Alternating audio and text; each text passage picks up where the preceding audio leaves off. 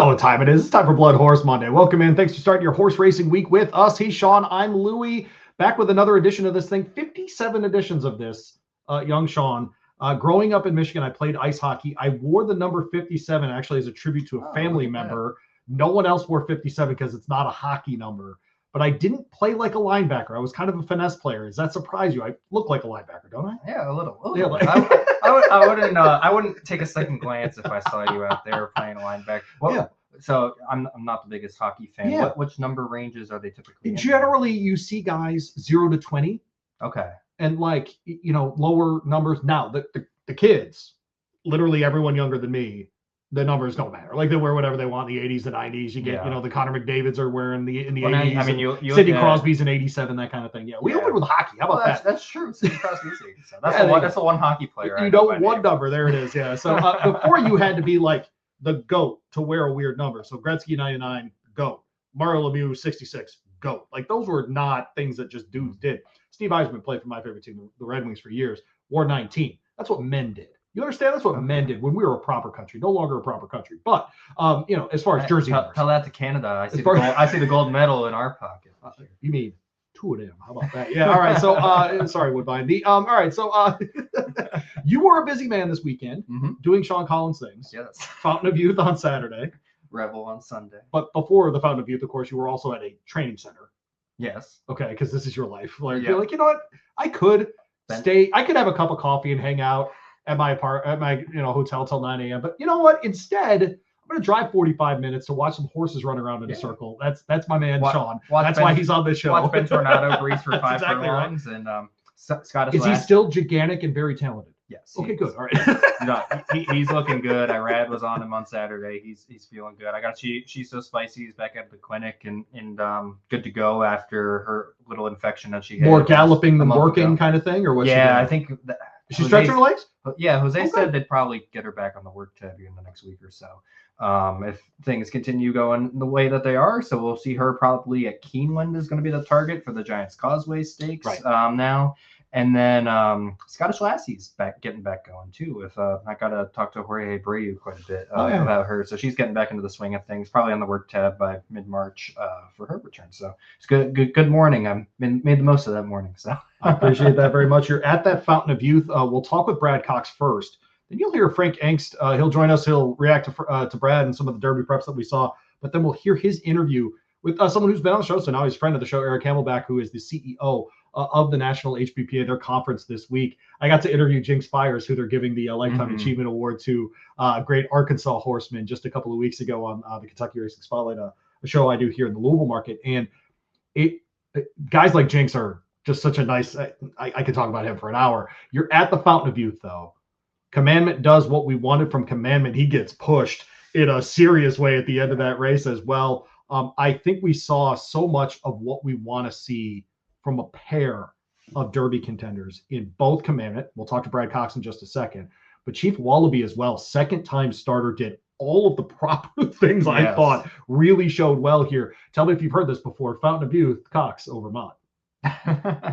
Well, no, that was the Florida Derby. Oh, it was Florida Derby. Yeah, excuse me. Yeah. Or at Gulfstream Park at least, yes. Right. Yes, at Gulfstream Park. Yeah, I really liked this race this weekend from both of those top. I also want to give a shout out to Solitude Dude as well. I agree with you. I think maybe that mile on the 16th is going to prove to be a little bit too long for him, but I thought he ran sensational as well. He's already my top pick for Pat Day Mile, Woody Stevens, as we're looking ahead for those. And I think I said on the show last week, I think this is going to be a really, really good one-turn horse. And he got flattered by the Rebel Stakes, which we'll talk about later, the results of that race. But yeah, I thought Commandment and Chief Wallaby both looked like legit Kentucky Derby type horses in this race. We'll ask Brad about it. I think the number one comment that Brad had made was after the race was about how Irad kind of kept shaking at the reins at Commandment, let him go that extra 16th of a mile, get that mile underneath and under him to that, because they went to the first wire at the Fountain of Youth, the mile and the 16th at Gulfstream. They'll go to the second wire in the Florida Derby, so they let him run out that last 16th of a mile. So I think that's a good sign. He finished full of energy. I thought Chief Wallaby ran exceptionally well, especially because a lot of the pre-race press that you kind of read with Bill Mott, it didn't sound like it was 100% the option they wanted to take going into the Fountain of Youth, but one of the other spots I think didn't fill. Right. And so they didn't sound super confident that he was going to be able to perform at his best in this race, but he ran so well, and you would think, okay, he's going to take another step forward next time based off of that. And so I think we got a really good performance from both these top two. I saw a lot of support for Chief Wallaby online of people looking at him toward the Kentucky Derby off of this performance. So I can't complain about either of their races for sure. We'll get to Aqueduct in just after we talk with trainer Brad Cox, but I think between Chief Wallaby and Iron Honor, we got a couple of only second-time starters that suddenly very much injected themselves into the Derby conversation. Chief Wallaby, that second place finish, plenty of points to at least take a serious swing at the Florida Derby, if nothing else, right? And then with Iron Honor, a lot of questions up at Aqueduct as well. 1 turn mile. At least Chief Wallaby answered the 2-turn question. Yes. Right. At least we saw that part of it. And so that part really did stand out to me. And obviously, Sean was at the Southwest yesterday. Yes, we'll talk about that as well. But you're a crazy person. I know. We'll definitely get into that. But shout out to Louie picking me up at the airport. I did have to pick you up at the airport today. Yes. Started filming. I showed up with lunch too, by the way. I know. That's like, you don't have friends like me. You have me. Like, that's it. Airport pickup with food. With lunch. That's couldn't have asked for anything. That's next level stuff. That's friendship. You and I, of course, headed to Santa Anita this weekend. We'll take in the San Felipe in person, the Tampa Bay Derby as well. On Saturday, we will preview both of those to close the show today. Commandment, though, you saw him in person. I mean, there's no reason not to like him at this point. I mean, there just isn't anything about it. Connections, breeding, all the things about Commandment all line up here. Yeah, and he's taking the proper steps forward, coming out of that win in the Mucho Macho Man Stakes, now stretching out here to the mile and 16th. And I mean, it was the theme of the weekend was the fights down the stretch in these Derby prep races.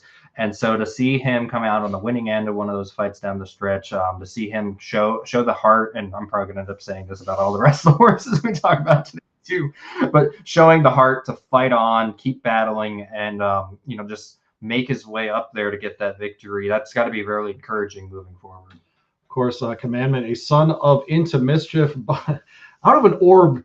Damn, it's just old stuff that I think I have to do this every time. Distance will be fine for him. Yeah, I think every time I mention orb, I have to get this up. I have this in my studio here. So there you go. The first Kentucky Derby I got to go to in person, 139. I'm sure a man who's been to far more than that as Brad Cox joins us here on the program once again. We appreciate him jumping in. Brad, how are you? Great, guys. How you guys doing? It's called Living a Dream. I always ask you the same question to open every conversation that you and I have, Brad. All of them very serious. Where are you? How far are you from a horse? Not far. Just in the office here in Florida, and pretty close to a horse. There you go. See, that's the answer we're looking for. One time he told me he was putting on a tie to go to Keeneland. I almost hung up on him. I don't like that. I don't like Brad Cox, our South End guy, Churchill guy, having to put a tie on to go to Keeneland. I don't like any part of that. I don't really like it much either. I have to do it. I going to. Yeah, no, we like going to Keeneland. It's the tie on Brad Cox that I don't like. Yeah, that's what I like. Yeah. Well, I mean, hey, whenever you see a tie on Brad Cox, it's an important race. The race really matters. That's right. Exactly. And the race really mattered this past weekend. Just Brad, what do you think of Commandment this weekend?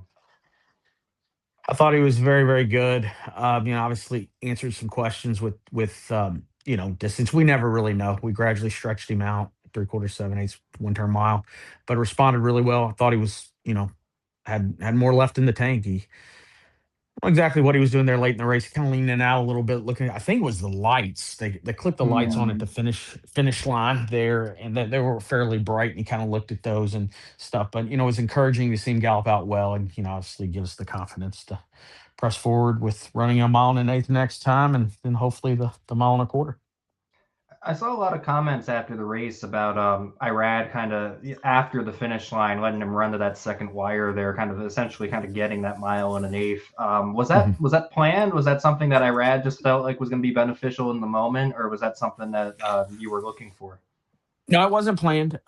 It was just Irad kind of, I think asked him to, stay focused. I think like I said, their last couple of jumps or two, he was just kind of like, leaning in a little bit. He just wanted to stay after him and, not necessarily, listen, if he would have won easy enough, I don't know if that would have been a position Irad would have put him in or put him through, but when obviously he needed to stay on, and they're young horses, they're still learning, and it was a little odd. It was getting dark, and the Yeah. lights were very bright, and I think that may have been the reason for the kind of ducking out there. But it was nice to see him able to win, and honestly, I thought he was going really well there. I thought he was, they really ran home fast. I thought that the numbers, the top two horses were received the numbers, or the numbers reflected the performance, and it was very encouraging moving forward. Brad Cox down there in Florida joining us here on BloodHorse Monday. I'm Louie Rabaut. He's Sean Collins. Appreciate you starting your horse racing week with BloodHorse. And Brad, this horse, has now won twice now, I should say, second time in a form cycle. What's the plan for him moving forward here? Will you try the Florida Derby? You've got some points here. I know that there are different options here, but will he stay at Gulfstream at this point? Right now, yeah, I shipped back to Payson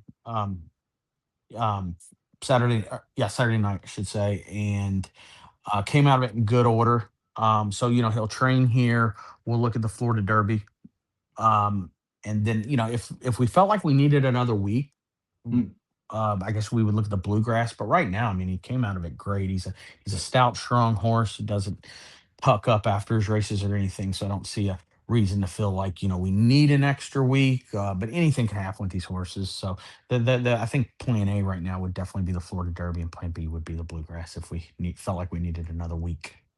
You run him at the very beginning of January in the Mucho Macho Man. He gets a nice amount of time off leading into this one. Is part of the plan there, Brad, to have him third up in the Kentucky Derby? Is that part of the idea? No, honestly, the idea was to let him just come along and let him tell us how good he was going to be. And he's responded very well, and he's responded to everything we've asked of him. I like the idea of the 1 mile race there off the 7/8 race at Churchill. He was doing well after that race at Keeneland. Thought, let's just get him going. He was able to get his maiden broke. Then we had a little time between the Mucho Macho Man and that maiden win. And then we obviously had some time between the Mucho Macho Man and the Fountain Youth. So it's been step by step. It's been, we've taken our time with him, trying to get him on this Derby trail. He's obviously on it. He's in the Derby, I guess you would say. I think 50 would probably get you in. Feel pretty Probably safe is right. saying Yep. that. Yeah. So, he's done everything we've asked. It's all went well, but I think that the timing leading up, I think you can really get caught up in these Derby preps in December and January and making a lot of them when, you got to be at your best come April and May, not January and February. And that's tricky. That's very tricky because you got to be ready to run in these races. And, it's tough, and it takes a special horse to march through this campaign and make it, and still have enough to be at your best the first Saturday in May. So building off of that, when does Brad Cox start to really analyze kind of what the Derby competition is going to look like? As you mentioned, he's probably in the Derby now. You've got the spot if you make it there. Are you already kind of starting to keep an eye on some of the other contenders, or is it you just kind of wait till all the preps are over? At what point do you really kind of start locking in on who else has good horses? Oh, I've been locked in since they started running tiers, probably at Keeneland last spring. But no, seriously, I mean, no, I'm always locked in. I mean, I love racing. I love the Kentucky Derby series, the Triple Crown Trail, all that good stuff. So no, I mean, not just being a trainer, I'm a fan of racing, so I love it. I mean, I love watching the Rebel yesterday. I mean, obviously didn't love the result with our horse, but no, I'm glued in and trying to watch all what's happening. I'm watching the works, XBTV works, whatever we can watch, from California or Gulf, South Florida, watch horses breeze and stuff. So no, but to answer your question, I guess really not till the Derby week, the actual field as to what would play out, the speed of the race and who's breaking from where. Well, you mentioned the Rebel there as well with Rancho Santa Fe. You've given him a couple tries. I know yesterday was a little weird with the way that they all kind of went into the first turn where they were all stacked up in like a straight line going into the track. Do you give him a final shot in the last round of preps, or are you going to start kind of thinking something else with him down the line? Well, he actually did come out of the race with a little injury, so he's Okay. going to be off the trail. Nothing major at all, but did have a little setback, and he no, he won't get another shot before the Derby You or did. leading up. You had a 3-year-old winner yesterday in Gethsemane. Is this one we need to watch maybe for some summer racing? We liked him a good bit. Yeah. This winter just didn't really perform as well as we hoped, sprinting at the fairgrounds and then stretching out. He had trained well leading up to this, and we got a performance that we're finally looking for from him. So yeah, I think if he can continue to move forward, he's a horse that I'm not certain he's going to put himself on the Derby trail, but we may give him an opportunity in one of these races if the right opportunity presents itself. Brad Cox with us. This is BloodHorse Monday. Good news up in New York was that Paradise won her prep for the Kentucky Oaks in the Busher. I texted you right before actually I did a preview of this race on Thursday, Brad, to make sure she was making the trip. What was it about Aqueduct for her that made sense? And boy, you got to be happy with that performance, huh? Yeah, I was very, very proud of her run there. I thought she ran a really big race. She kind of had a pretty good idea it was going to be a short field. She just come off of a maiden race. I wasn't super, I just felt like with having on time girl in the Devona Dale and how she performed in the forward gout, it made the most sense to leave her there. She's a graded winner. And then obviously this filly needed some black type, and she's got a very, very nice pedigree being by gun runner. Thought, this is gonna, if all goes well, we should be able to get some black type up there in New York. And, it went the way we thought it could go. We really like this filly. She's good. She came out of it in good order. I think we're going to leave her right there at Belmont and train her and point for the Gazelle. Cool. Awesome. You mentioned On Time Girl there as well. I know she's a filly that I really liked throughout the fall and in that forward gout as well. She was third on Saturday, her first time going to the mile. Are you thinking that was maybe the distance there? Or was there something else maybe that didn't get her the win? I think more trip. I mean, like she was wide throughout. Obviously, as a 1 turn mile, we drew. Sometimes you draw these races and you think, oh, that's a great post. Well, just kind of watching the race, and Gulfstream does a pretty good job of showing you a drone view. I mean, she never at any point had an opportunity to drop down to the inside and save any type of ground at all. I read immediately, came back, said, man, that just was hung out the whole entire time. And then, taking nothing away from the winner, she was very impressive. And, whether we save ground or not, maybe we don't win, but she had a great trip, saving the ground on the inside, tipping out and just leaving everybody. But, I thought she ran well, not quite as well as I was hoping, but, once again, I think trip kind of compromised her a good bit there. Would you consider her as still being on the Kentucky Oaks trail? Would you go on to the Gulfstream Park Oaks next with her? It's possible. I did run her back in 4 weeks. I didn't love that, even though she was doing well. And she's not a real big filly, so I did a good bit with her in a short period of time. I'm not certain where we'll show up with her next, but I would definitely say she's still on the Oaks trail. Good. I made the claim if she had won there that I wanted her in the Pat Day Mile. What do you say to that, Brad Cox? Yeah, I don't know. I think the 8 bell sounds better. Well, you keep doing the radio, and I'll train the horses. Okay, all right. I'll stick to the radio side of things. All right, he's Brad Cox with us here on BloodHorse Monday. The Saturday Sunday thing, I wanted to ask you about this, where they run the Derby prep in the Southwest at Oaklawn on Sunday. For a trainer like you, how great is that? As getting control who your connections are, who your riders are going to be day to day, because you're dealing with riders at the very top of the sport. Those races being on the same day obviously moves where jockeys are and that sort of thing. How good is that for someone like you? It's great. I think it's good, and I think it's just good for racing. Period. I think it gives the racing fan and gambler an opportunity to focus on card and not cards. It's tough when you're,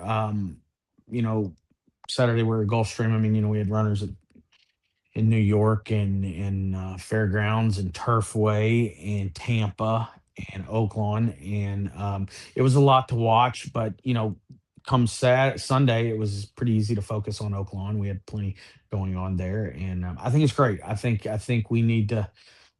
So the track's probably do a little better job of working together and keeping it to where, now it's not just about the jocks getting where they need to be. It's about, Sure. the handle and stuff. So I don't know. Ultimately, if it's going to work for the handle and more gambling, I think I'm all for it. Well, some of your other contenders that are on the Derby Trail, one that's caught our eye here in Kentucky throughout the winter is Full Effort. The two great efforts that he's had, just barely missing in the Leonidas and the John Battaglia. He hasn't run on dirt yet. Is that something that you think he can handle down the line? Is this a horse that you think could be part of the Derby conversation? It is possible. I mean, look, he's kind of taken the same path Final Gambit took last year, and he ran a great race in the Derby. So, I don't know. In fact, he's ahead of where Final Gambit was this time last year. We are pointing for the Jeff Rudy with him. He's really doing well. We liked him a good bit the other day there at Turfway, and he ran a great race. And he gets another 16th full mile in his next run in the Ruby, and I think that's only going to help him. So, distance he likes. I think he'll be better a mile and an eighth and more. So we'll see if he steps up in his next run and was able to win. I think we'd have that conversation if he would pursue the Derby or not. And then you had My World, who won the Jerome Stakes. You sent him overseas to the Saudi Derby. Didn't perform as well as you were hoping there. But what would be next for him? Kind of how did he come out of that race?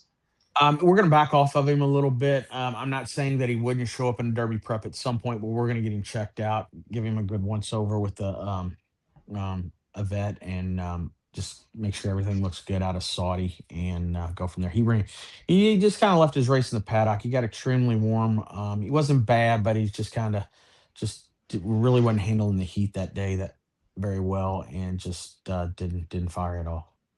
And he's a son of essential quality, which I know is probably a big deal for you. You're a Belmont Stakes winner from a few years ago. I mean, he just seems like the kind of horse that you would think is going to love when the distances get longer. Yeah, for sure. Hopefully, like I said, he can get back to training very soon, and we can have a good spring, summer with him. You mentioned the Saudi Derby, and we're talking with trainer Brad Cox. You are someone who ships horses to the Middle East. Obviously, a conflict going on in the Middle East right now. Has it affected your operation at all? It hasn't yet. I don't know if it will. It's definitely been something we've been thinking about the last few days. Our next scheduled trip to the Middle East right now is Hit Show, leaving on the 14th out of Miami to Dubai. And I don't know if that'll happen. We're preparing as if it will right now.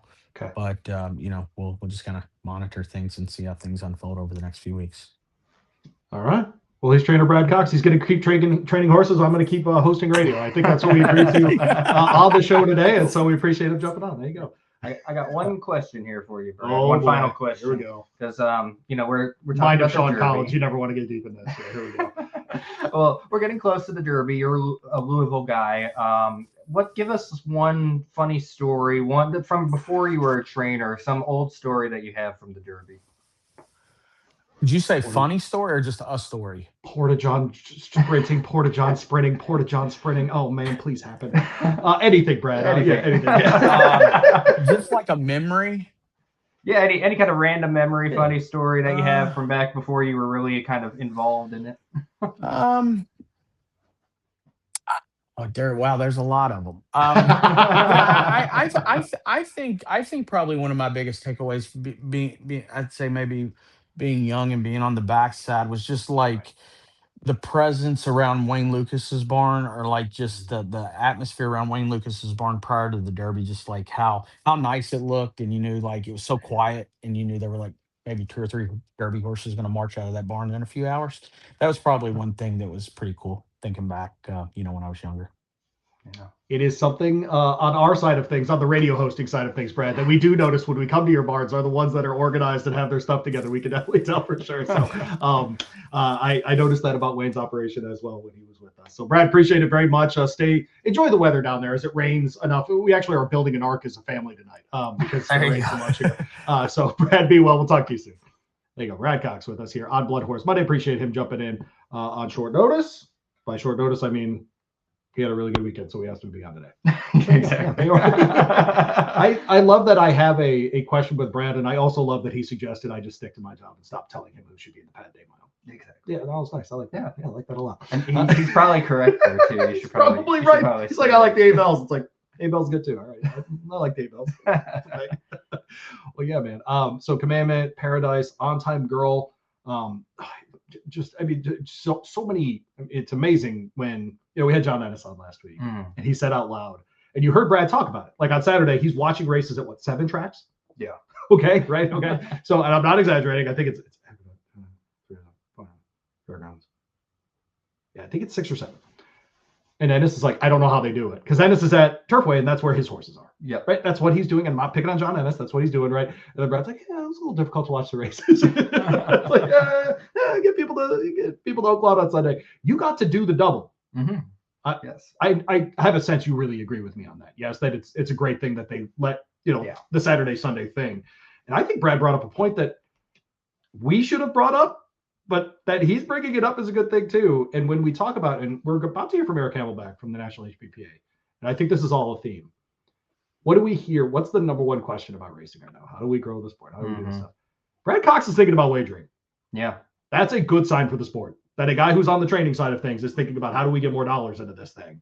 And if he's thinking, I'm willing to be somewhere on Saturday and then on Sunday so that we get more handle, that's great. Yeah. That's great. And it's someone who understands the sport. And I always want to pause on this show and acknowledge those moments when we have them, because frankly, I feel like we have them a lot with people who know these are the things that we need to do. And I think you're going to hear some of that from Frank and from Eric in a minute here. But any reactions to Brad? Yeah, well, kind of building off your point there, I feel like we in the U.S. sometimes are kind of the outlier, and we're just so used to having 10 plus tracks running on the same day, running at the same time, all holding their big stakes races on the same day. I mean, a few months ago, I went out to Abu Dhabi for the President's Cup back in December, and they got 5 or 6 tracks out there in the UAE, and they never have 2 open on the same day. It rotates throughout the week which track is open. It's giving each track kind of their chance in the spotlight. You see that too, where some of these tracks, like you think about how in the US we're running on the turf every single day for a couple of races, but like you got to constantly kind of watch the grass.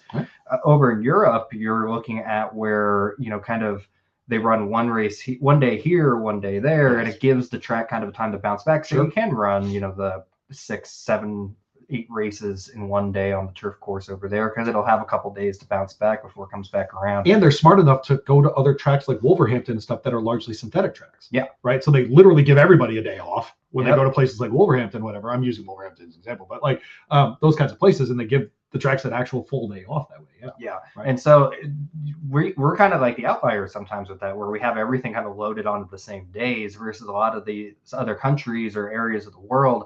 A lot of times they kind of have their racetracks kind of more spread out. They might still have some. And the load we're about to ask Belmont and what we're asking Santa Anita to do is way more than historically these tracks have been doing. I mean, just way more. And so it's its own. I mean, I think people in Kentucky don't realize how spoiled we are that Churchill can just kick to Ellis. Yeah. Or just kick to Turfway. Well, and they're both excellent, right? Or kick to Kentucky Downs or something. Kentucky's a good example, where you, if you're going to break it down state by state, where we never have 2 tracks open at the same time. Right. We're always kind of rotating through, kind of giving each track their chance at the spotlight here. Now that gets, kind of mixed up when you then include all the other states, but you kind of see that as being kind of, a good thing that really helps Kentucky out, is rotating through our 5 tracks here. So to answer your question, yes, I think it was a great move putting the Rebel on Sunday, kind of helping to spread that out a little bit. Give people the opportunity to really focus on, this track, whether it be Gulfstream or Aqueduct on Saturday. Then you can really kind of focus in on Oaklawn on Sunday with the big cards that they had. I think that was a good move. It was something that kind of happened by accident last year because of the weather in Hot Springs, where they kind of had to run it on a Sunday, and they saw the results and they're like, oh, that actually kind of seems like a good idea. Maybe we should do that again. Speaking of Sunday, the Southwest class president. Were you class president? I was not. No. Okay, I was. Of course. Do you wear shirts like this and you weren't class president? That's true. I mean, no one has the confidence to wear a shirt this ugly except for someone who won a high school election that means nothing now. You understand me? No one. Only people like me. But class president holds off silent tactic. And here's what's amazing is in real time, the race in my eye was more of a margin than in the final time. because technically Class President won the race by 0.01 seconds. Yeah. But in real time, Matt Ditterman, by the way, who got the call right, but just called it confidently. Because even to him, like it was to me, it was very obvious he won. Did you know that about the final time before right now? No, I didn't realize that about the final It didn't time. seem that close, did it? I will say that I was surprised when I read the chart at first and saw that they had given him a nose victory instead of a head victory. Right. Because from the angle you had the same exact reaction to me. Yes. Okay. You know, I wasn't exactly right on the wire. Sure. I was pretty close to it. I was just a little bit before it. It looked like a clear head from my angle. So to see the time being that close, I guess Silent Tactic really got a good bop there. That's obviously what it is, but also, I mean, he was always within about a half second. So this is very different than last run where he was just dead last by 100,000 lengths. He was considerably closer this time. He really impressed me yesterday, and I'm coming out of the Rebel feeling better about Silent Tactic. I think that's a reasonable take. Because he, in the Southwest, he dropped out to the back, and then he just made that one run.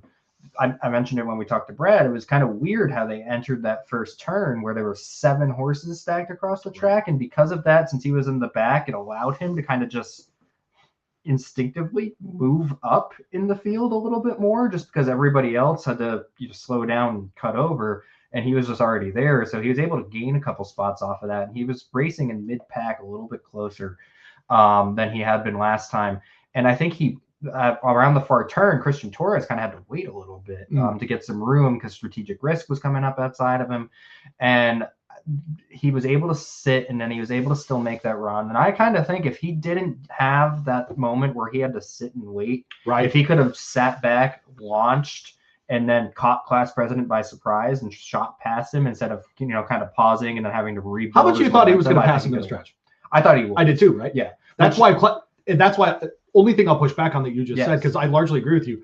I think Class President gets credit for reacting the way he did. Oh, he definitely does. Yeah. Like a lot of credit for him. Yeah, he came back and I get Johnny dug B. in. I mean, like, yes, like it's a lot to like. Yeah, keep going. Yeah, I mean, he dug in. So I'm not taking anything away from Class President, but had Silent Tactic had more momentum by the time he got to that point, it could have been an instance where he just kind of shot ahead, and there wasn't really an opportunity for Class President to come back.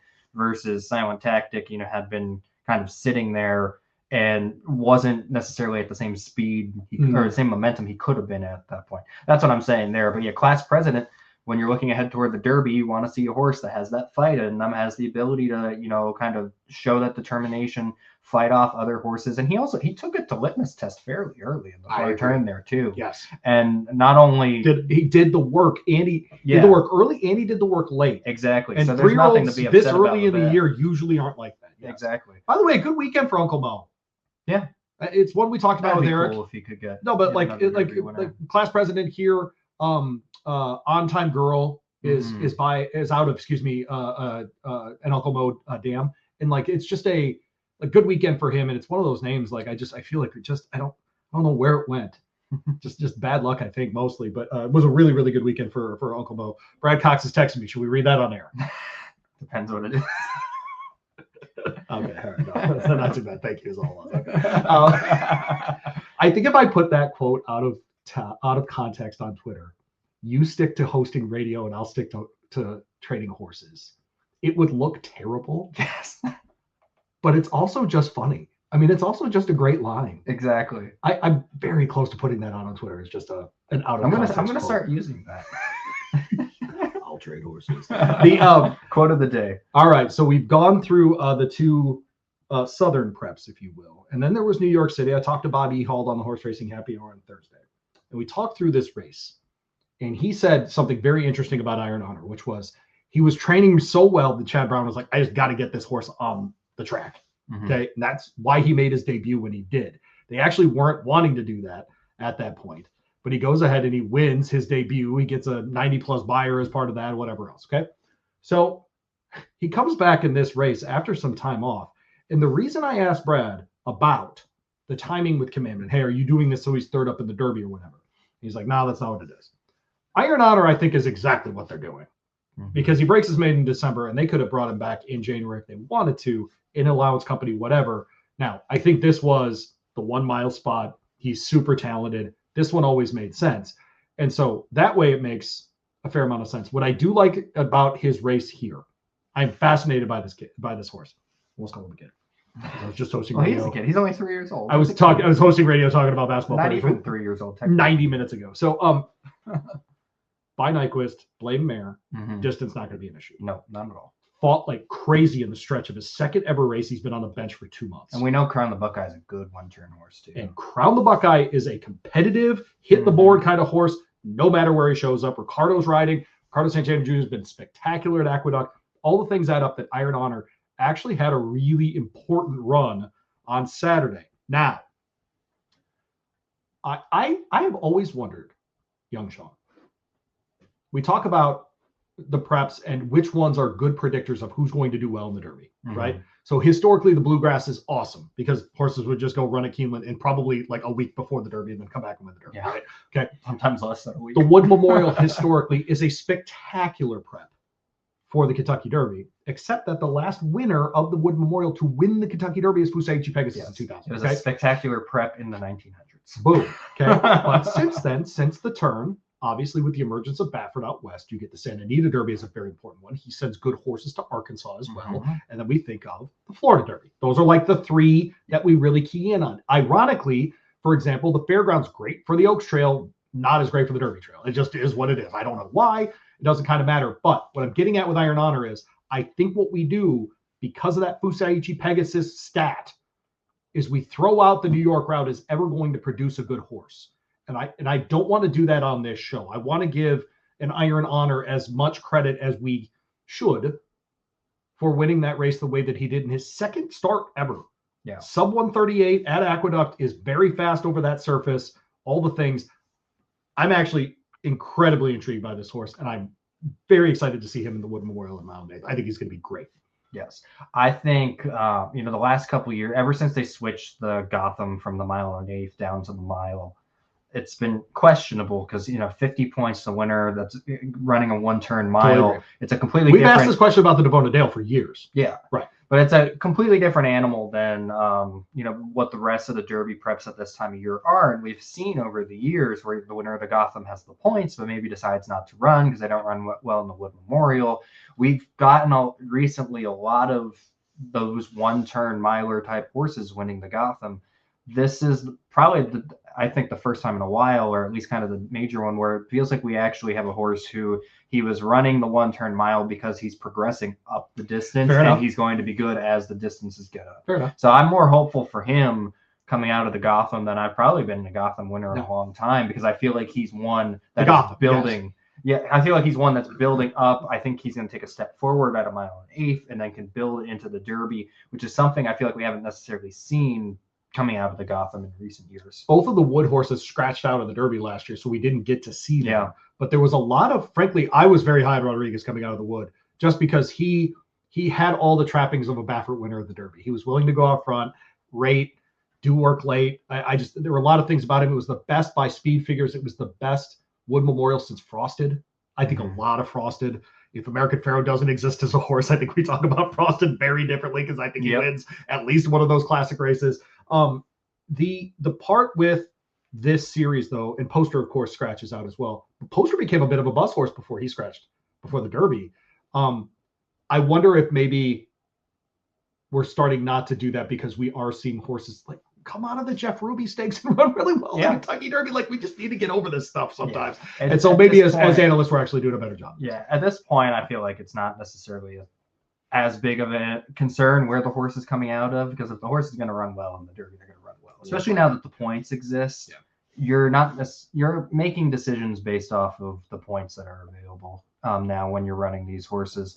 Now, like you mentioned, how successful the Florida Derby has been historically. Yes. There's also an era where horses would run the Florida Derby in March and then ship up, run in New York, and then go to Kentucky. Right. So there's a lot of overlap back if you go back into ancient times. This is, and you're kind of, what, you're doing a good job putting a bow on this, and we'll grab Frank and get him in here. Is so many of those horses and horsemen that in the 1990s and 80s would have run at the Wood Memorial are now running in the Florida Derby. Yeah. Todd Pletcher would have been a Wood Memorial guy 25 years ago. Todd Pletcher Right. would run. Chad Brown would be a Wood Memorial guy 25 years ago. A horse now like, he's a bluegrass guy. Yeah. Right, like this kind of stuff. Well, you look at Sovereignty last year. Sovereignty would have been a New Bill York Mott. horse through and through. You go back into the 80s, and Sovereignty's running in the Florida Derby in March, and then he's running in the Wood Memorial in April. Right. So, you're running in both those races. So it's just that time where, it seems like Pletcher and Chad Brown, Bill Mott, the guys who are for most of the year. The Derby guys the in New York, right? Yes. They tend to keep their better horses down where it's warm in Florida, where you're not going to have interruptions in the training. Boom. And so all that. Yes. All that. And I'm not questioning it, by the way. It's just, it is the trend. Period. Yeah. It just is. And you heard what Brad said about Paradise, and then Chad Brown said the same thing about Iron Honor here, as far as it's now the time of year where the weather is hopefully going to be a little bit better in New York. So since we've already shipped them up there for a race, now they're going to stay there. So it's a matter of that as well, of them wanting to make sure that these top horses are not really having interrupted training. And I think that a lot of times leads to the top tier of the Pletcher Brown barns staying south, ending up at Keeneland rather than the Wood Memorial. Because the Bluegrass is a grade 1 versus grade 2 on the Wood Memorial. You look at a horse like Paladin owned by Coolmore, he's gonna run the grade 1 rather than the grade 2. So there's a couple of things like that. But if you have a good horse like Iron Honor is here, I think that's going to make the Wood Memorial a very interesting race, and we'll see if maybe you mentioned Fusaichi Pegasus. Funny Side was second coming out of there in 2003. Yeah. So I think he's the last one that participated in the Wood that won the Kentucky Derby. Yep. So we'll see whether or not Iron Honor or any of these other New York horses can put an end to that trend. Last note out of the Gotham Balboa up the track. The question in the Russell barn, I have to imagine, is: have we peaked out on Balboa? We'll put him on the Preakness Trail, try to win the Tessio, and put Taj Mahal, who just won in Maryland, in the Wood Memorial. I think it's a real question for the Russell barn, because I think she's got two horses that could run in the Preakness, in Taj Mahal and in Balboa. Mm-hmm. I think Brittany Russell wants a Derby starter. I think so. I think it's really, and by the way, she should want one. Yes, according to Sean Collins. And but she should want one, and frankly, she's at that level now. Whatever, she has been for a while. And so I do wonder. I do wonder if it's a Taj Mahal that ends up actually in the Wood Memorial out of her barn round. I can see. I really liked his win last time. You should like it. Yep. The nice horse, a bit of an Iron Honor kind of win. Over a mile, one turn, Laurel Park, second time start ever. Man, horses to think about here. Let's bring in Frank Angst, though. There's our guy. He's busy doing conferences and talking, and he's got that beautiful library behind him. Frank, how are you, man? You doing all right? Doing well, Louie. How are you and Sean? We're doing great. Hey, you talked with a guy that I've gotten to know over the last couple of years, and Eric Hamelback. We'll get to that in just a second. But the Derby preps over the weekend, did anyone in particular stand out for Frank Angst? I mean, I'd like to say one of them did, but I think four of them did. I really liked both preps at Oaklawn and Gulfstream. I'm not going to draw a line between any of those four of the top two finishers in each. Yeah. The Aqueduct winner, I think, probably still needs to progress. Speed figure wise, but he can. Like he's an improving horse. So as Brad Cox noted earlier, you want the horse that's on top of his game going into the Derby. So he certainly has the opportunity to do that. But boy, it was just a terrific weekend for the 3-year-old series with two outcomes like that. Just really exciting races. Last week we talked to Byron King about the Derby Dozen and kind of heard his thoughts on how the 3-year-old class is shaking up. Frank, I know you usually participate in the National Thoroughbred Racing Association's polls for the 3-year-old poll. Who are you kind of considering as the top horses in this crop? I haven't had to switch it all year. I had Paladin there on top early on. There you go. Well, after Ned Toffee, but just moved him up when Ned Toffee unfortunately came off the trail, and haven't had to touch it since. The horse is doing everything well, and he's that improving horse that I'm always looking for. So that's where I have it at the top. But not a whole lot of separation. I think it's a year you're going to have to keep. I mean, they all are, but really you have to keep watching it for sure. Oh, I totally agree with that last point, actually. This is a very developing class for me, because the very top of it, Nafi's out, obviously, right? That kind of stuff. But it is very much a developing class, and I'm more I'm more unsettled ahead of the 100-point races than I remember in the last couple of years. Frankly, It feels like one of those years where, Paladin ends up winning by the Derby by 5 lengths. You wouldn't be shocked if a horse ends up winning at 30-1. You'll probably look back and be like, oh, I can see why that horse ended up being good enough to win the Derby. So it's one of those years where it's like the top could end up being very good, or we could end up getting that surprise winner that you're going to look back on it and be like, oh, I should have seen that coming. Noted football referee Frank Angst with us. He's got a CFP jacket on. I like that. See a little football. I asked Brad Cox to bring UK basketball takes, and he's like, bro, I don't watch that team right now. It's Derby season. I'm like, that's a bad job by you, Brad Cox. How about that? I'll let you coach some basketball. All right, Frank, you got to talk with Eric Hamelback at the National HBPA conference this week. What's the theme of the conference, and what was your conversation about? Yeah, I'm heading to the HBPA conference this week. I'm looking forward to that. A lot of timely topics on the agenda for sure. I mean, I don't know that they have a theme. I think it's telling, though, that the person delivering the keynote address is Everett Dobson, who's the chairman of the Jockey Club. Yeah. I mean, for those, some of your listeners might not follow all the ins and outs of the industry, but the Jockey Club has been a big supporter of HISA. The National HBPA believes that HISA is not constitutional, and they have some other problems with it, and they've been fighting it in court ever since it came to be. So there are two organizations that have been at loggerheads over that, but there's plenty of other issues that they have agreement on, essentially growing the sport and the big picture issues there. So I think it's really good to see those two organizations have some level of agreement, and it seems to be there with this decision to have Everett as a keynote, and I'm interested to see how that plays out. Beyond that, one of the panels is going to be on prediction markets, which I've been writing quite a bit about in dollars and cents. It, in racing and beyond, shot across the bow from Churchill Downs, essentially saying, "Don't try to put the Derby on those things." So we've seen horse racing react to it. Yeah. Yeah, I mean, international experts said last year's Triple Crown saw $1.2 million wagered through these prediction markets, and the problem is they don't benefit racing at all. Right. Yeah. None of that money goes to racing. So obviously that's not something the industry favors and wants to put a stop to it. Or if they want to come up with a plan of how this would benefit racing, I think of course that would be on the table as well. But it's sports wagering is also opposed to it, and you can understand why. There was a huge effort to get sports wagering in each of the states where it exists. And now all of a sudden you have this player that's essentially just taking these sports wagers without state regulation.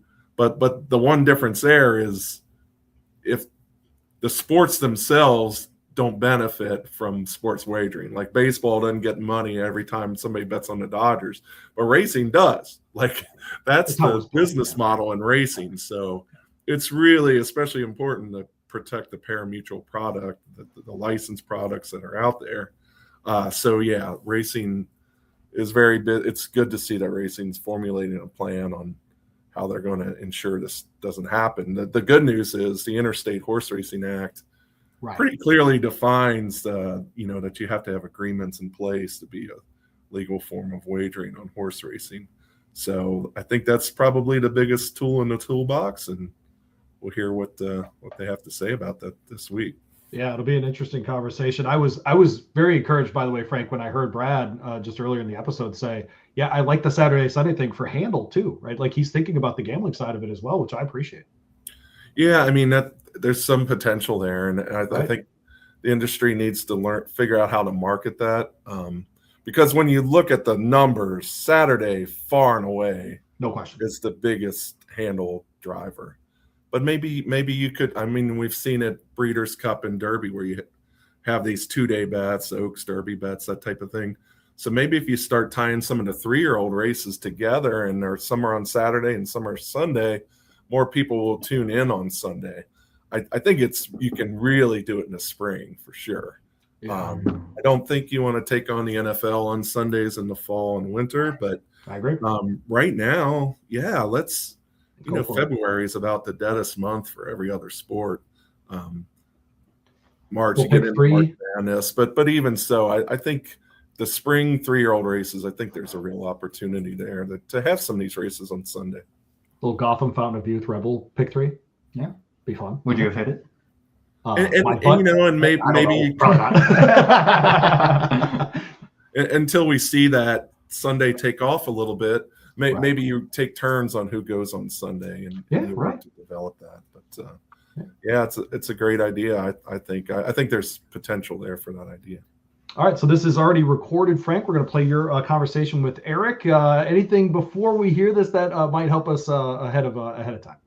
No, I think the two topics we cover are Everett and prediction markets, so awesome. Should be ready to go. All right, well, Frank, appreciate it very much. Friend of the show, Eric Hamelback, with friend of the show, Frank Angst. Here with Eric Hamelback, CEO of the National HBPA. Big week coming up, right, Eric? Absolutely, Frank. Yeah, we are very excited to be down at Oaklawn Park at Hot Springs, Arkansas, with our upcoming conference. I'm very excited to get there. I tell most people that know me pretty well, Oaklawn has been my favorite track since I was a kid. So growing up in North Louisiana and spending a lot of time working at Oaklawn, I love that facility, and to see the way the state and the community have really rallied around that, and they've created a very special market there, and it's an honor to be back with Mr. Sella and that group. So we're happy to be there and looking forward to it. Yeah. So it's the National HBPA conference.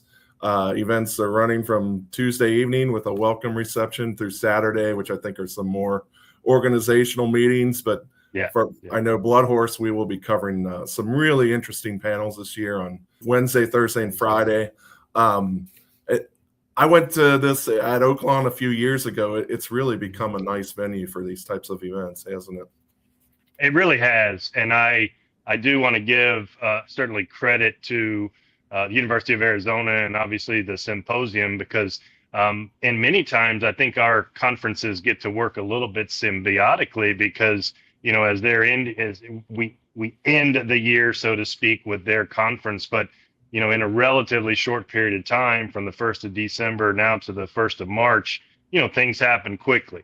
And so a lot of times the topics may be similar, such as the one we're going to have on predictive market wagering, but ours is going to be a little bit more advanced. So again, I think it's become a great conference. And I'm not just saying that because we put it on, but we have heard that from a lot of people, that comment to us on how much they appreciate the conference and the content. Yeah. And they have the option of just staying at the hotel right there. That makes it a lot easier for sure. You can get all your meals at the casino restaurants. You can never leave there for a whole week and do all right. I can promise you I will not set foot outside, at least until maybe after the races on Saturday the 7th. So. Yeah, get a little sunshine now, Eric. So I'll have a preview up at bloodhorse.com. We actually already have had some previews too. So to look at all the interesting panels coming up, just some of the ones that caught my eye. First of all, on Wednesday, the keynote from Jockey Club Chairman Everett Dobson. How did that all come together?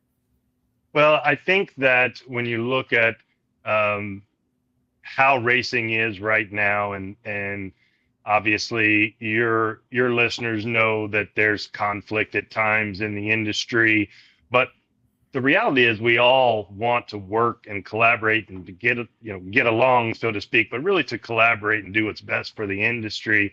And so there's no mistaking the fact that our organization has currently in some litigation with the Horse Racing Integrity and Safety Act. But again, that's set aside. There's still a lot of work to be done. And I personally have known Everett for quite some time, with my time at Adena Springs as general manager. He was a big supporter of Awesome Again. So I've known him outside of, the chair of the Jockey Club, and really respect and like Everett and understand his mentality. And I believe that he and I are aligned on many things within the industry. And so this was my opportunity to really kind of wave a big flag and say, guys, we all want to work together.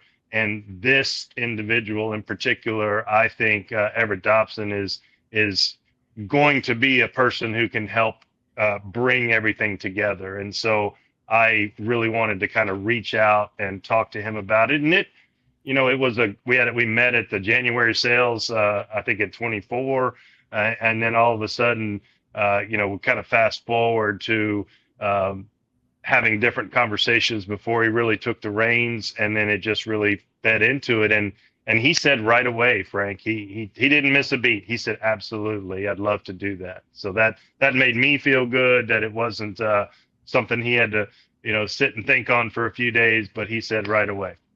Yeah, that's terrific. I mean, and obviously BloodHorse and other outlets have covered. The Jockey Club's been a big supporter of HISA. National HBPA has had concerns constitutionally about it and beyond. So that continues to play out, but both groups, when push comes to shove, there's still a lot of common ground on other 100%. And you see the changes that have come about have been positive. So no, I think, you know, there are issues that are still going to change, you know, maybe plus and minus, but the reality is, you know, we're here to work together and do what's right. The litigation will figure itself out. But right now we've got a regulatory body, and we need to do what's best. I need to do what's best for the horsemen, and we need to regulate this industry properly. I know you've always made an effort to, beyond keynote speakers, but even on the panels, to have people that you may or may not agree with. Why is it important to have that discussion as an industry? Absolutely. I mean, at the end of the day, I tried very hard to put on a forum that's going to be educational. You know, whether it's educating folks that are on my board to another side or vice versa. So, you know, for me, as a tool, the conference is a tool to help everybody kind of facilitate. This isn't just an HBPA conference. Obviously, it's predominantly HBPA board members, but we get commissioners. We certainly get, you know, I have several THA board members and executive directors that are coming. This conference is for everybody, and it is from a horseman's perspective. But, you know, I think there is content for everybody to learn about from whatever side you're on. Yeah. So one of the panels on Thursday that definitely caught my eye is the emerging prediction markets, which is a big story in the industry. It's a big story beyond the industry. I mean, 60 Minutes did a whole segment on it recently. Mm-hmm. Yeah. I think I've written about 6 columns already on dollars and cents. Yeah. And everything comes up so quickly these days. It's like you don't get much warning, and all of a sudden here these. To me, it's a new form of wagering, and it's has the potential of taking away dollars from horse racing. What were the reasons you thought it was important to have this discussion? So I actually go all the way back to the summer of 2024. Right. Nickel G's, as you know, National Council of Legislative Gaming States. I've really become a fan of their conference from the gaming side and the regulatory side. And that was really the first time I'd heard of it. And there was a panel on it that was pretty mellow, more of an introductory, but it was already well broke out of the gates and headed back then. Fast forward to summer of 2025, they did another panel where it started talking at that point about all the litigation that was hitting. And so I really began to think about it. And then I talked to industry professionals that I know that are kind of on that's the wagering side, in particular, Michelle Fisher with SIS, and really started to educate myself about it and learn that, you know, they're basically going around anything that is states' rights, and they're saying that they're federal. And so as my head began to spin, I'm thinking in a very similar vein that I was cautious when sports wagering hit. You know, how are these wagers, as you and I call them, they call them contracts, but how are these wagers going to come into play if and when, which they've already dipped their toe in, but if and when it hits horse racing? And so they're not acting like they have to have a revenue sharing contract with the horsemen, or even a host fee that would be from a racetrack to where they gather their information. And even to the point where they're trying to purposely go around the the verbiage of a wager and call it a contract. I mean, they're really trying to fight that narrative, but it is a wager, especially when you look at the way they put parlays together. It's a wager. You know, I they can say whatever they want, and I doubt they even believe it themselves. But when I then heard, of course, like I said, giving a shout out to Arizona, the Symposium did a piece on it. Michelle was the moderator there. But then what really struck me was Dennis Drazen, whom I respect immensely, you know, bringing the fight he did to get sports wagering across the country and to have it, lo and behold, states' rights, right? And so him talking about the defense that may be necessary utilizing the Interstate Horse Racing Act really threw my ears up and said, okay, this is something horsemen better pay attention to. And if you look at it, Frank, well, I'm not an attorney. You know, I'm not an attorney, but when you look at it, we as horsemen, or let's just say the horse racing industry, we're right now, I would say, the only ones that really have a defense against them, and that's because of the Interstate Horse Racing Act. And so I had several conversations with Mr. Drazen kind of leading into the decision. He unfortunately can't be at the conference live because he teaches a law class right now, but he's going to be there in Zoom. But it was really him and the piece that he wrote that kind of got me thinking we better dig into this a little bit deeper, not just educate people on what it is, but horsemen need to be aware of it and make sure we understand that we could have a fight on our hands, or, you know, maybe we all come together and there's something that can be done together. Yeah, I listened to Churchill Downs Incorporated's conference call with investors and analysts yesterday, and Bill, it was great hearing Bill Carstandian saying, hey, this is licensed content from horse racing, and that's where racing's a little bit different even from the sports wagering. It's not like baseball or football makes any money off of those wagers. They maybe increases interest or what have you. But horse racing, this is our business. This is what makes it our business, right? So it's interesting that the licensing, the Interstate Horse Racing Act, I think these will be important tools for horse racing to fend off this threat. I do too. I totally agree. Totally agree. But, you know, as we all know, litigation takes time and it takes a ton of money.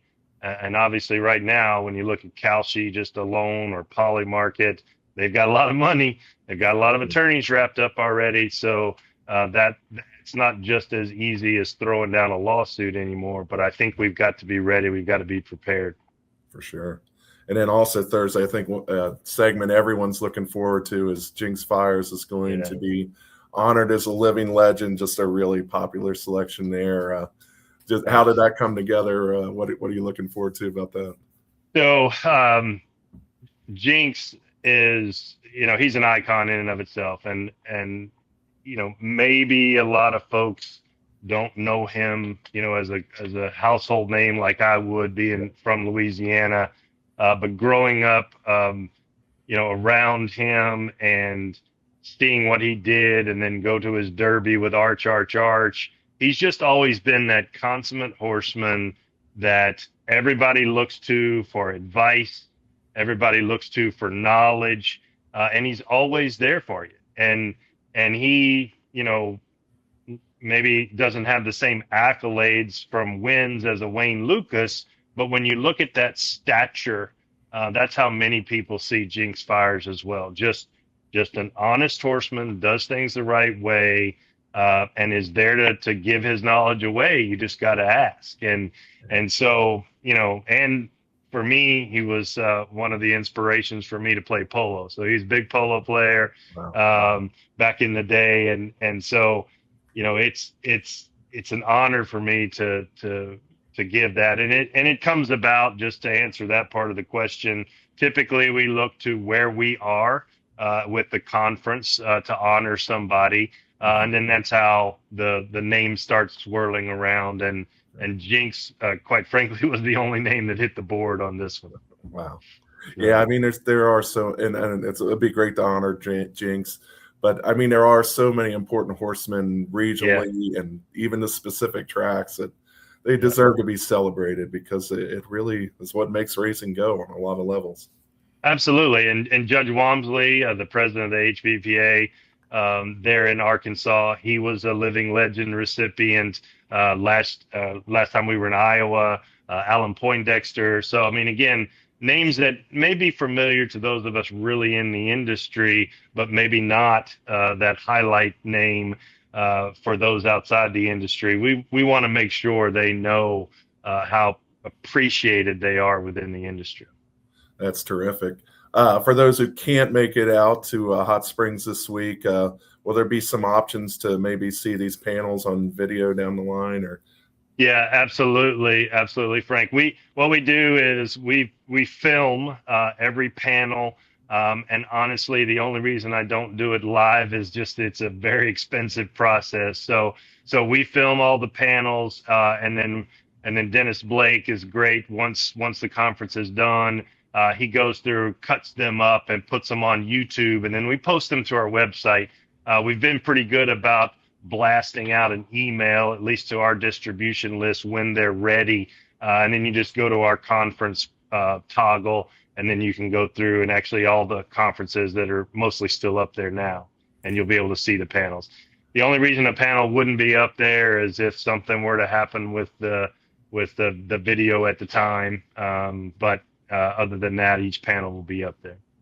That's great. And BloodHorse is planning quite a few stories and video coverage as well. So we hope everyone takes advantage of that. And I'm looking forward to getting Hot Springs on Tuesday. Excellent. Go to the kitchen. They got the best French toast in the world. In the world. I'm all for that. Sounds good. All right. Thanks. Thank you, Frank. Appreciate it. All right, thanks, Eric Hamelback, joining us here on the program once again from the National HBPA. Good luck to them at Oaklawn at their conference. You ran into him yesterday, and the only reaction I have to all of this, Sean, is you know how I gave you a hard time because I think the people that post where where they were conceived in their Twitter bio or something, like you're a Pennsylvania bred, Ashley Maylou needs everybody to know she's a New York bred, like this kind of stuff, right? How much it bothers me. Yes. Right. Okay. How do we grow the sport conversation bothers me as much as anything in my life. And I mean anything, the weather, finances, my clothes, like anything. Yeah, well, is the honey we've already established that it's with the just clothes. so I know I don't even try anymore. Dude, do you know how you grow the sport? You have conversations with smart people who actually make the decisions. And so Everett Dobson being at this thing is a necessity. This is what we should be doing. Hi, we disagree with you about this. Yeah, we disagree with you. Let's get together and look at the facts and figure it out. Cool. Yep. I'm sorry. Since when is that bad? It's not. Oh, okay, cool. Let's keep doing it then. Whoever these people are. I'm Louie and I support this message. How's Eric doing? He's doing great. Yeah, I ran into him yesterday at Oaklawn at the Rebel, and very excited for the week to get started. He got there, as he mentioned, to Frank there. He's probably not going to get out of the hotel for the entirety of the conference. So he was getting his sunshine in to watch some racing during the week. So very excited to be at Oaklawn. Seems like a great place to have something like that for sure. Well, they're honoring Jinx Fires, who will get the National HBPA Lifetime Achievement Award. He's an Arkansas horseman. It's perfect that he's getting the award there. I interviewed him about a month ago. And I asked him because, you know, we got spoiled here, the Wayne Lucas thing. You heard Brad talk about it, just like how much he was just omnipresent at Churchill, that where the barn was situated, all the stuff. Yeah. And so I asked Jinx, because he's 85. I was like, you can keep going. And Jinx is gonna go take care of his wife. Yeah. Time to retire and go take care of his wife. And you know what? Darn right. Yes. What a nice guy, just a great horseman. I even, I did the thing where, hey, I've got a quote from another horseman in Arkansas who said, "That's what you are. You're a horseman." He goes, "Greatest compliment I could get." So, congrats to Jinx Fires. I hope he has a great time and gets to have all his family in for the award ceremony and all that there at the National HBPA Congress and again conference. Excuse me, but let's all get in the same rooms and talk to one another. Being parochial right now is not going to work. It's not going to work. There's nothing about the sport right now where you can go take your ball and go home. Nothing about horse racing that way. So let's figure it out. Speaking of horse racing. There are Derby preps this weekend. You will be at another Derby prep this weekend. This is your life. I did the math when I was on the plane the other day. So once we. By the way, I have a big bone to pick with you too, because we have a major issue with what happened on Saturday. Go ahead. Well, once we. We've got a problem with this podcast. Yeah, I don't know what this. Yeah, that's a big problem. But once I check off the San Felipe this weekend, out of the 36 current Kentucky Derby prep races in the U.S., can I guess? How many have I been to? At least once at some point in my life of the current. Oh, out of your life. Okay, yes. I thought this year. Yeah, it wasn't going to all. I was going to go with 9 this year. I mean, I think that's realistic. Iroquois, Street Sense. So I've done the Breeders' Cup, Breeders' Futurity, the Street Sense, the Breeders' Cup Juvenile, the Kentucky Jockey Club, the Jerome. Yep. The I keep thinking about the Leonidas. That's not an actual prep race. The Holy Bull, the Southwest, the Battaglia, the Fountain of Youth, the Rebel. So this will be my 12 out of 36. This will be my 12th. You will have been to a third of the North American Derby. Yes, but that's impressive. But no, I've been to lifetime. I've been to 26 of after the San Felipe. I will have been to 26 of the current 36 Derby prep races. So I got some work to do out in California. I've got some work to do down in Louisiana. I got to get to Sunland Park next year and the Florida Derby, which might be this year. I'm still debating that. But by the way, I'm going to make a sacrilegious kind of comment on Saturday about what day it is. It's Kilroy Mile Day. What's up, baby? Kilroy Not anymore. Got downgraded to grade 2. What you know about the Kilroy Mile? It's not Big End Day. Oh man, I can't wait to get out there. Who are you looking forward to this weekend? There are a lot of candidates for that because in a weird way, the best horse on Saturday might be running in Florida, not at the San Felipe. That's on the table at least with Renegade, right? Or with Further Ado. Yeah. If either of those guys show up or both in the Tampa Bay Derby, we're talking about a pair of serious Yeah, don't forget about Further Ado coming out of his Kentucky Jockey Club win. I think he's still Byron will release his Derby Dozen tomorrow, and we'll see how this past weekend has impacted it. But Further Ado was his number 2 on the list behind Paladin, so we'll see what he's made of this weekend. I'm most excited for the race we're going to see So Happy in the San Felipe and see him stretch out around 2 turns. I know we talked to Mike Smith briefly about it 2 episodes ago. It seems like Mike seems confident based off the way that he's finished his races, especially in the San Vicente, that he's going to be able to handle the stretch out in distance. We mentioned how he Blame owes Mike one. This is a grandson of Blame through the damn So Cunning, and so we'll see whether or not Blame's going to end up getting. That was a really good job by me, by the way. Yes, bringing that up at the end. That was a very good job of me. Everyone forgets in the Run Happy line, he's a son of Super Saver. Yeah, Kentucky Derby winner. People forget, I think, because we so associate him with, by the way, very high level sprinting. And he was great. And Mike made the point. They really only gave him the chance to stretch out once. And that was it. So who knows, right? And so with So Happy, and you get, like you said, Blame on the damn side, it is interesting as he progresses and where he's going to be, because obviously we see him in San Vicente. He's going to stretch out here, as you mentioned, but we're going to potentially see Brant, Potente, these kinds of horses. Potente, of course, the powerful maiden winner just recently, son of Into Mischief, awesome again on the damn side. Yes, yeah, he's coming out of that maiden win on January 31st. Looks like Baffert might be trying to pull a little Justify here, get him on the Derby trail kind of quick, and excited to see him. Brant's the one that I don't know what to think of him coming out of the Breeders' Cup Juvenile has not been that great coming out of it, and we just saw Litmus Test. Off, a bum, is that what you're saying? Well, gosh, why would you say that? I'm not necessarily saying Frank Angst season, but sheesh. I will say my belief that Ted Nafi was head and shoulders over the rest of the group at this, he definitely was in November. I don't know if he still would be now that we're seeing some of these prep races. I don't think Litmus Test got the trip that is best for him being on the lead. I think he needs to be a little further back and make just kind of that one run at the end. But I mean, they both Class President and Silent Tactic handled him kind of easily down the stretch there, and we haven't really seen now Mr. AP off the Derby trail, so we didn't get to see him run back. We didn't get to see Ted Nafi run back, but the rest of the Juvenile just really hasn't been performing as well. And so I'm wondering if maybe this is going to be one of those years where we can kind of put the 2-year-old season behind us and focus on these horses that are kind of starting to pop up now, the names that we're starting to hear now. Forget how much Brant was sold for. $3 million there. $3 million. Yeah, so the price tag will argue with me, and I'm sure he's now going to go win by seven lengths on Saturday. He was just to really prove good in me the wrong. futurity, by the way. He was great. Yeah. Just legit great. But but it is one of those questions that you have.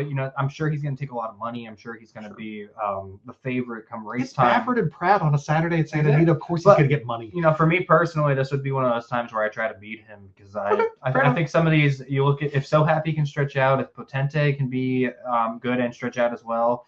I think it's not a hand me race for Brandt, and so I'm excited to see. I think it's going to be a competitive run on Saturday. You're just rooting for the underdog. You just want the son of Run Happy to beat up on an Into Mischief and on a gun runner. That's all this is, I think. I would not complain about that. That'd be kind of cool. It also would offer us, if So Happy were to win here, and then let's say Baffert's able to rebound and win the Santa Anita Derby, it would give us multiple West Coast runners that we haven't had like a trio in a while. Yeah. Of Santa Anita starters in the Kentucky Derby. It's a real chance of that this year, I think. Yeah. Just because of who's skipping which races, and Trepido probably not going to run this Saturday, that kind of stuff. Yeah, he'll be waiting in the wings. Right, for the that kind of stuff. Santa So Anita Derby. yeah, there's enough out west that by the time we get through Saturday and then we get into the Santa Anita Derby itself, I think we're going to be looking at a potential of 3, maybe even 4 Santa Anita sort of starters in the Kentucky Derby, which I welcome, by the way. It's, like I said, a great predictor for success in the Derby. So speaking of that, Yeah. we kind of mentioned the different state thing earlier, talking about the wood. At this point, which area, which circuit would you say is looking the strongest at the moment? I know Tampa and Gulfstream aren't in the same one, but I would count that. Okay. The Gulfstream Horsemen are sending horses over to Tampa. For the if you said, Louie, you can have the Gulfstream and Tampa horses or the field, I might take the Tampa and the Gulfstream horses. I would agree with that. Okay. Paladin's the one that's kind of sticking out. No doubt about it. Yes. Although where do you put him? New York, Louisiana, Kentucky? Which one is he in? He's not a Florida horse, though. That one I know. He's the Notre Dame of this. He's just an independent. He's going everywhere, so he's independent from all the other conferences right now. I'll tell you, the Notre Dame thing's really good. Brooke Smith is kind of the Notre Dame of horse racing, where everybody likes Brooke Smith, right? Yeah. Everybody kind of likes Notre Dame. Everybody doesn't like I don't Notre know Dame. about that. Everything I see on Twitter makes it sound like nobody likes Notre Dame. So weird nationwide following, just like Brooke Smith. Would that be great if we found out Brooke Smith just had a nationwide sort of random following? He's got to, right? Yeah. Why not? Be spectacular. We're all just jealous of the hair, I think, except for you. Probably. Great hair. Yeah. No, you're just jealous of hair. Of everyone, yes. Oh man, so you and I fly Thursday. Are you terrified or excited to sit next to me for 4 hours on a plane? Oh, you booked our seats next to each other. No, I didn't actually. Believe it or not. No, maybe we should film the show. I got a GoPro for this trip. Are we gonna make all of our? Should I just strap it to this hat and walk through airports and wave at kids and see what happens? Just random old ladies like, hey! How mad would the rest of the plane be if we just for an hour just recorded the show as we're flying? Could you imagine? Like, crying babies are better than BloodHorse Monday, whatever, like they're yelling, You gotta do what you gotta do to advertise, Stop talking about Brandt. Who's Brandt? Oh man. It would be great though, actually, if we got on the plane, we're doing the show, and there's like 4 guys in front of us. They're like, is that the BloodHorse guys? That would be cool. Is that? Wait a minute. No, the best part would be if we were in 2 seats and then we had whoever won the Flavian's next to us or something is sitting in the other seat, so we can just do the interview right there. Something tells me we wouldn't be in the same seating class. Can I tell you what I'm most excited about this weekend? Yes. I have only ever been to Santa Anita and Del Mar for the Breeders' Cup. Same. I have never been to Santa Anita on just one of their big weekends, and I'm just excited to be there for their stuff, just for their races right there, like the local Arcadia, Pasadena, LA crowd, whatever. And I wanted to give a shout out, by the way, in their PR publicity, whatever they call it these days. A woman named Jasmine Torres has been super helpful with everything. So shout out to Jasmine for getting us all set up for this weekend. Yeah, I know we're talking a lot about the San Felipe, but just for me as a horse racing, I've never seen the big cap either, right? Seeing the Santa Anita handicap on Saturday is going to be a really cool thing for me. Such a historic race. You think all the way back to the days of Seabiscuit and how important this race is. And sounds like we might even have Skippy Longstock showing up for the race. That's exactly right. So I'm very, obviously the San Felipe, me being the Derby fan, that's going to excite me a lot. But I'm actually very, very excited for the Santa Anita. To see the Santa Anita handicap in person. I totally agree. By the way, Skippy's one of those horses that we used to get in the big cap. Yep. Right. Older 7-year-old still running, winning races. Mm-hmm. Yeah, we're gonna ship out to LA for the big cap. Yeah, great. Good. Thank you, Safi. Yes, let's go. Keep it going. Magazine QR code at the bottom of the home screen. Of course, check them out. If you are on Spotify or on YouTube, we encourage you to go check out the magazine. Of course, you can sign up for Blood Horse Daily at bloodhorse.com. Please get in that way and check us out. You can start your day with Blood Horse, a free email to you every single day. Lots of good information in there. You guys work really hard on it. I do not. And so make sure you sign up for that easy tab at the top of bloodhorse.com. And of course, magazine tab right next to it. Get signed up, get that stallion registry, get those beautiful photos, all the great pieces inside a Blood Horse magazine. This is Blood Horse Monday. Eshawn, I'm Louie. Deshaun's sitting next to me for all 4 flights to LA. Find out next. The Blood Horse is dedicated to the improvement of thoroughbred breeding and racing for over 100 years. Don't forget to like, subscribe, and save Blood Horse Monday on all your platforms. For the latest news, analysis, and insights, visit us at bloodhorse.com. Thanks for listening, and we'll see you next week.